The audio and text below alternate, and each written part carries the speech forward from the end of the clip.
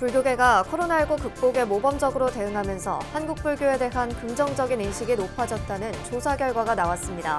실제로 시민들의 생각은 어떤지 취재했습니다.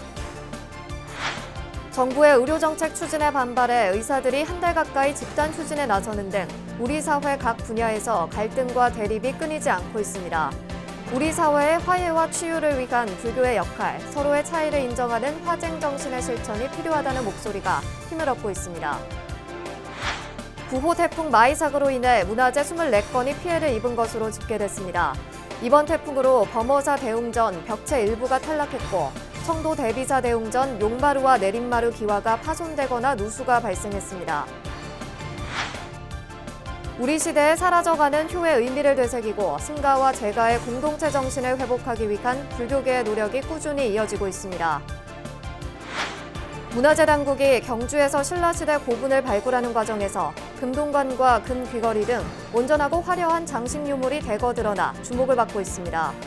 기존에 보기 어려웠던 신라 유물들의 대거 발굴로 관련 연구에 획기적인 성과가 기대됩니다.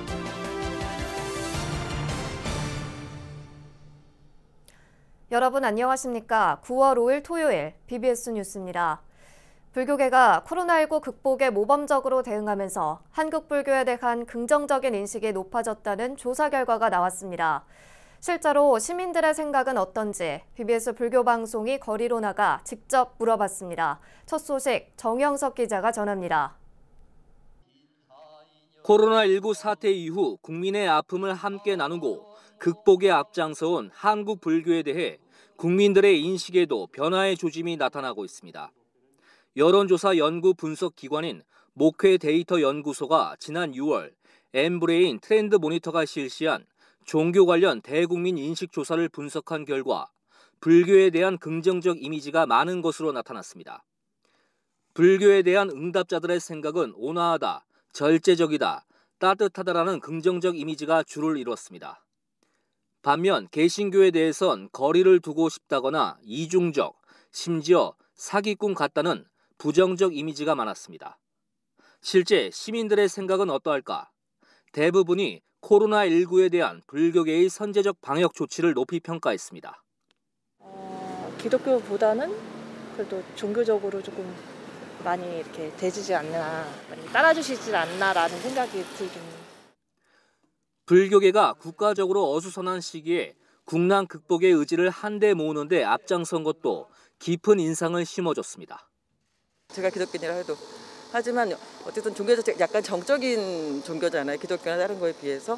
그런 부분들 때문에 이번에도 코로나에 대한 부분들도 많이 대응이 잘 됐었고 그 정적인 이미지가 오히려 더 좋게. 서울의 전통문화거리인 인사동에서 기념품 가게를 운영하는 김은경 씨. 월 매출액이 95%가량 줄어든 데다 확진자가 속출하고 있는 지금의 상황이 야속하기만 합니다. 예, 저희들이 목숨 걸고 예배를 사수하고 이러는 것이 지금 그런 모든 질서를 어기면서 예배만 보는 걸 사실 기뻐하실까요? 예, 그런 생각이 듭니다. 전문가들은 코로나19 이후 불교에 대한 국민적 이미지가 높아진 요인으로 자비심을 바탕으로 한 희생 정신과 사찰 환경 등을 꼽았습니다. 부처님 오신 날이나 백중 행사까지도 또 연기하거나 축소해서 또 온라인으로 전환하는 이런 노력을 적극적으로 기울인 것이 하나의 요인이고, 또 명상이나 수행과 같은 것을 통해서 그 코로나로 인한 우울증을 퇴치하는 데도 좀 도움이 된다. 또 그런 얘기들이 언론에 많이 나왔기 때문에 아마도 긍정적으로 영향을 미친 것으로 생각이 됩니다. 불교계는 전국 사찰에 2주간 대면 법회 금지 조치를 내리는 등 코로나19 상황을 예의주시하며 그 누구보다 선제적이면서 강도 높은 대응을 이어가고 있습니다. BBS 뉴스 정영석입니다. 신종 코로나19 확산 방지를 위해 종단이 강화된 대응 지침을 시행 중인 가운데 조계종의 최고 의결기구인 원로회의가 오는 8일로 예정돼 있던 제64차 회의를 오는 25일 오후 2시로 연기했습니다. 한국불교역사문화기념관 4층 대회의실에서 열리는 이번 64차 원로회의에서는 신흥사 전 주지 도후스님과 법주사 전 주지 지명스님을 원로의원으로 선출하는 안건을 다룹니다. 원로회의는 또 법계위원회에서 종단의 최고 어른인 대종사법계 특별전형 대상자로 확정된 원택, 지원, 해총 스님 등 21명에 대한 심의를 진행하고 일현 스님과 지형 스님을 대상으로 비구니 스님의 최고 법계인 명사법계 특별전형 심의도 진행합니다. 이와 함께 조계종 교구본사 주지협의회도 오는 15일 영축총림 통도사에서 개최 예정이던 제68차 회의를 취소했습니다. 정부가 수도권의 거리 두기 2.5단계 조치를 오는 13일까지 연장하기로 했습니다. 정부는 당초 내일까지 수도권에 내려졌던 사회적 거리 두기 2.5단계 조치를 13일까지 일주일 더 연장하고 나머지 지역에서는 거리 두기 2단계를 2주 더 연장하기로 했습니다. 이에 따라 일반 음식점과 휴게 음식점, 제과점에 대해서는 오후 9시부터 다음 날 새벽 5시까지 프랜차이즈 카페에서 모든 시간 포장과 배달만 허용하는 조치를 13일까지 유지합니다. 이와 함께 교육부는 수도권 지역의 유치원과 초중 고등학교에 대한 원격 수업 방침을 20일 자정까지 연장한다며 고3은 인원의 3분의 1 수준에서 등교 수업이 가능하다고 밝혔습니다. 의대 정원 확대 등 정부의 의료정책 추진에 반발해 의사들이 한 달 가까이 집단 휴진에 나서는 등 우리 사회 각 분야에서 갈등과 대립이 끊이질 않고 있습니다. 우리 사회의 화해와 치유를 위한 불교의 역할, 서로의 차이를 인정하는 화쟁 정신의 실천이 필요하다는 목소리가 힘을 얻고 있습니다. 권송희 기자입니다. 의과대학 정원 확대와 공공의대 설립 등 법안 추진을 둘러싸고 정부와 의료계는 한 달 가까이 양보 없는 대치를 이어왔습니다. 다행히 민주당과 정부, 의료단체는 밤샘 협상을 통해 의대 정원 확대 등을 원점에서 재검토하기로 합의했지만 내부 반발이 이어지는 등 후유증이 계속되는 모습입니다. 하지만 강대강 대치로 인해 의료 공백이 길어지면서 국민은 많은 불편과 고통을 겪어야 했습니다. 자기 어머님이 코로나 말고 다른 걸로 해서 많이 아프셨는데 입원을 하려 해도 입원도 못 하시고 너무 힘든다고. 무엇보다 환자의 생명을 담보로 한 의사들의 집단 이기주의에 대한 비판도 적지 않았습니다. 반면 의료개혁이란 명분 아래 정부가 충분한 의견 수렴 없이 정책을 밀어붙였다며 책임론에 대한 지적도 나옵니다. 중요한 거니까 충분히 국민들, 전문가들 의견을 수렴하고 국민들의 건강, 국가의 장기적 안녕을 위해서. 특히 코로나19 재확산에 대한 위기감이 고조되는 상황에서 치달은 갈등과 대립은 대화와 소통을 소홀히 했다는 목소리로 이어졌습니다. 우리 사회의 문제와 갈등을 해결하는 데 앞장서온 조계종 화쟁위원회는 이번 사태에 대해 상호 불신을 해소하는 일이 우선이라며 중재자로 나서겠다고 자처하기도 했습니다. 불교계는 서로의 차이를 인정하고 상대방도 옳을 수 있다는 화쟁 정신의 실천을 바탕으로 합의점을 찾아가야 한다고 강조했습니다. 서로 옳다고 생각하는 쟁론이 벌어진 것인데 이건 화합으로 가는 화론으로 만들려고 하면은 결국은 자기 주장을 좀 더 객관적으로 보는 안목이 필요하죠. 갈등과 다툼이 전혀 없는 것이 아니라 다투되 평화롭게 싸우는 것이 핵심으로 옳음이 어떻게 다른가를 살펴보는 이른바 화쟁적 성찰이 필요한 때라는 겁니다. 아울러 개인의 아픔, 나아가 사회적 분노를 치유하기 위해서는 사회의 구조적 모순을 해결해야 하는데 불교의 명상수행법 등은 분노를 다스릴 수 있는 방편으로도 꼽히고 있습니다. 치우침이 없는 중도와 화쟁 정신으로 우리 사회가 치유와 화해, 화합의 길로 나아가기 위한 불교계의 역할과 해법 마련도 더욱 절실해지고 있습니다. BBS 뉴스 권송입니다. 9호 태풍 마이삭으로 인해 현재까지 문화재 24건이 피해를 입은 것으로 집계됐습니다. 이번 태풍으로 범어사 대웅전 벽체 일부가 탈락했고 청도 대비사 대웅전 용마루와 내림마루 기와가 파손되거나 누수가 발생했습니다. 범어사 등나무 60여 그루와 경주 분황사지 수목이 넘어지고 불국사 기와 등이 파손되는 피해도 발생한 것으로 나타났습니다. 문화재청은 현재 2차 피해 확산 방지를 위한 응급조치를 시행 중이며 문화재 주요 부분에 피해가 있는 문화재에 대해서는 긴급 보수비 등 국비를 지원해 원상복구할 계획입니다. 이런 가운데 제10호 태풍 하이선이 일본 오키나와 해상을 지나 월요일인 7일 제주도와 남해안에 상륙할 것으로 보여 피해가 없도록 철저한 대비가 필요하다고 기상청은 밝혔습니다. 서울 구로구 연화정토사가 집중호우로 인한 피해 지역을 돕기 위해 발벗고 나섰습니다. 연화정토사 주지 성천스님은 20kg짜리 쌀 200포대를 조계종의 공익기부법인 아름다운 동행에 전달했습니다. 연화정토사는 매년 백중 때마다 신도들이 공양한 쌀을 지역의 소외된 이웃들에게 나눠오고 있습니다. 아름다운 동행은 연화정토사가 기부한 쌀 200포대 가운데 100포대는 전남 구례 화엄사에, 나머지 100포대는 NGO 단체인 다함께 나누는 세상에 전달할 예정입니다. 제가자가 스님들에 대한 존경의 마음을 담아 공양을 올리는 것은 불가의 오랜 전통인데요. 우리 시대에 사라져가는 효의 의미를 되새기고 승가와 제가의 공동체 정신을 회복하기 위한 불교계의 노력이 꾸준히 이어지고 있습니다. 승가와 제가가 서로 간의 정을 나누는 따뜻한 동행의 현장을 전경윤 기자가 전합니다.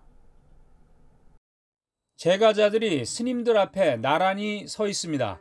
스님들의 법복인 가사를 비롯해 정성껏 마련한 음식과 생필품, 보시금 등 갖가지 공약물들을 전달합니다. 신도들은 스님들에 대한 감사와 존경의 마음을 가득 담아 합장을 하고 큰 절을 올립니다. 조계종 제25교구본사 남양주 봉선사에서 열린 사음법회. 지난 2000년 처음 시작돼 7년 동안 이어져 오다 개별 사찰에서의 가사 불사가 사라지면서 2006년 이후 중단됐다가 14년 만에 재개됐습니다. 봉선사 신도들은 스님들의 가르침을 되새기고 더욱더 수행 정진하겠다고 다짐했습니다. 우리는 수많은 은혜 속에서 오늘의 삶을 살아가고 있습니다. 위로는 삼보님의 은혜와 선망 부모님의 은혜, 그리고 현세 부모님의 은혜에 지극한 마음으로 사은의 공양을 올립니다. 신도들의 공양과 감사 인사에 대해 스님들은 축원과 법문을 통해 화답했습니다. 세월이 흐르면 그 연에 의해서 타서 없어지고 썩어서 없어지는데 거기에 구성되어 있는 원천은 썩도 않고 타도 않는다는 거예요. 그대로니까. 옛 어느 도인이 지리로 하는 보물을 찾아서 이리저리 떠돌고 헤매고 하였으나 결국 찾지 못하고 지쳐서 집에 돌아와 보니 그 소중한 보물, 그것은 집에 있었다고 합니다. 한 발도 움직이지 않는 곳에 보물이 있다 하였습니다. 앞서 수도권의 비구니 수행 도량이자 만일결사 정진도량, 용인 문수산 법륜사도 하한거 수행에 나섰던 스님들에게 공양을 올리는 공승법회를 봉행했습니다. 제가자가 스님들에게 공양을 올리고 감사와 존경의 마음을 전하는 것은 사라져가는 우리의 효문화를 되살리고 불교의 소중한 전통을 지켜나가는 일로 여겨집니다. 스님들에게 공양을 올리고 감사의 뜻을 전하는 전통은 불자들이 불법승 삼보 가운데 승보에 대해 더욱 공경심을 갖게 하고 스님들에게는 더 열심히 수행해야 되겠다는 마음을 다지게 하는 기회가 되고 있습니다. BBS 뉴스 정경윤입니다. BBS 제주불교방송 사장에 윤두호 조계종 제23교구 신도회 수석 부회장이 추천됐습니다. BBS 제주불교방송 운영위원회는 어제 회의를 열고 신임 사장 추천 건의안을 상정해 논의한 결과 윤 부회장을 제주 BBS 사장으로 본사에 추천하기로 의결했습니다.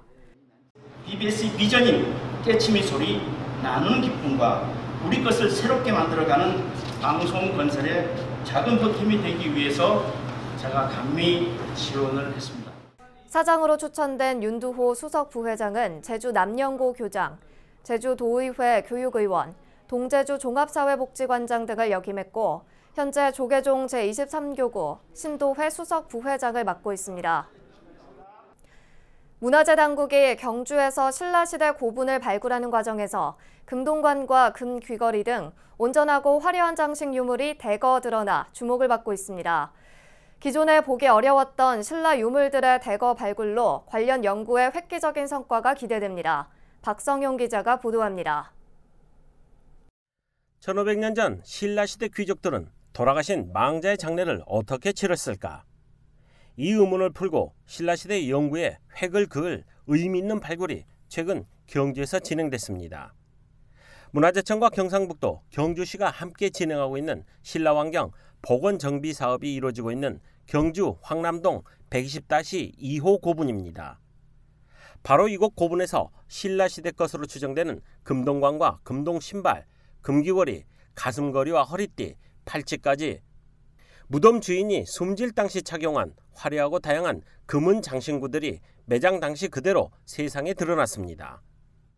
이번 조사 의미는 피장자가 그대로 누워있는 상태에서 전체적으로 발굴이 된 것은 70년대 황남 대총 이후 처음이어서 굉장히 의미가 크다고 하겠습니다. 화려하고 다양한 장신구와 형태로 미뤄 무덤 주인은 신라시대 왕족이나 귀족 여성으로 추정됐습니다. 머리 부분 금동관의 화려함이나 위치, 귀걸이나 가슴걸이, 금동 신발 등의 형태는 1500년 전 신라 문화를 이해할 귀중한 근거입니다. 머리에 관, 귀걸이, 목걸이, 허리띠, 금동 신발까지를 일습으로 착장하고 있습니다. 아마도 이 망자가 돌아가셨을 때 망자의 신체에 평소에 사용했던 물건들을 착장시켜서 관에 넣어줬던 것 같은데요.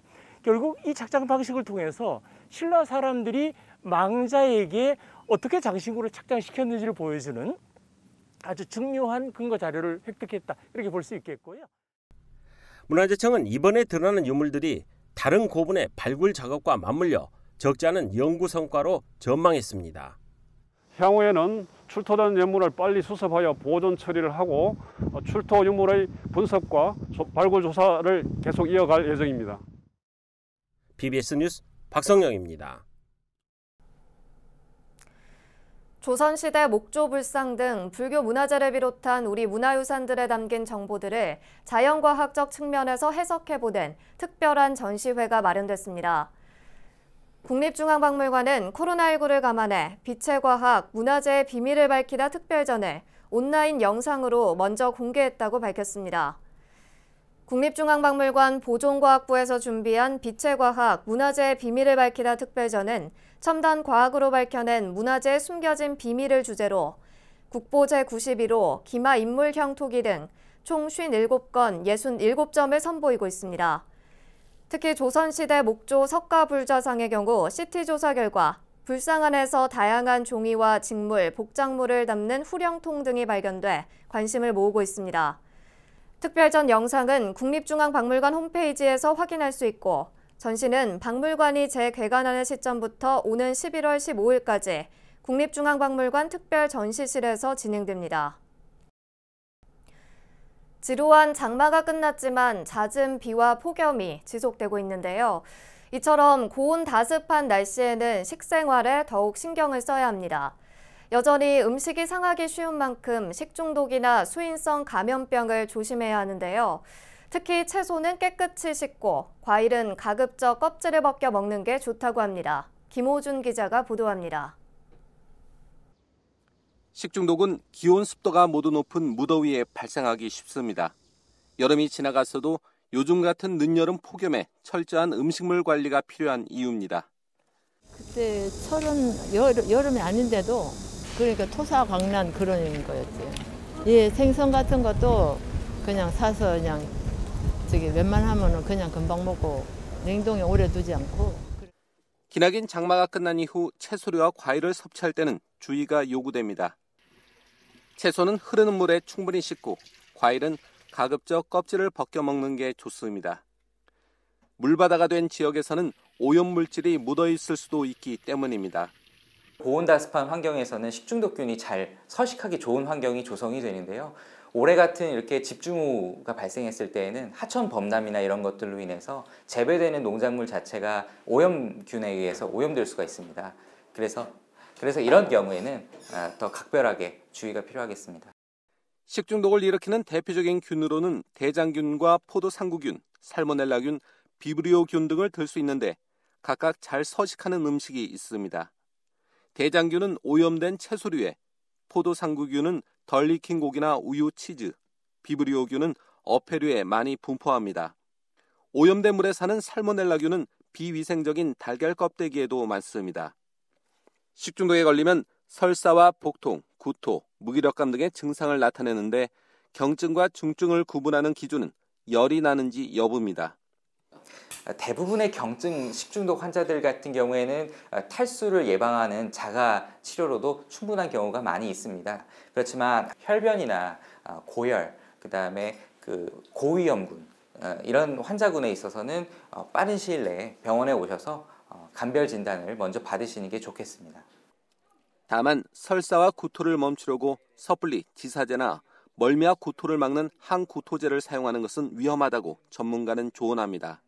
흔히들 하는 실수가 우리가 설사와 구토를 반복하기 때문에 이를 막기 위한 지사제 등의 약물을 스스로 복용하는 경우가 많습니다. 그렇게 되면 몸 안에 있는 식중독균이 더 오랫동안 장에 머무르게 되면서 장 점막에 염증을 일으키거나 독소를 만들어낼 수 있습니다. 가벼운 식중독 환자는 몸의 독소나 균이 설사나 구토 등을 통해 빠져나가기 때문에 탈수에 빠지지 않게만 한다면 어느 정도 시간이 지난 뒤에는 몸이 스스로 회복될 수 있습니다. BBS 뉴스 김호준입니다. 코로나19 확진자가 계속 늘어나고 사회적 거리 두기가 강화되면서 생계형 자영업자들의 고통이 심화되고 있습니다. 어려움을 견디다 못해 극단적인 선택을 하는 경우도 있는데요. 우리 이웃들의 아픔을 내 아픔으로 여기는 마음으로 이들에게 따뜻한 자비의 손길을 보내야 할 때입니다. 이상으로 9월 5일 토요일 BBS 뉴스를 마칩니다. 시청해주신 여러분 고맙습니다.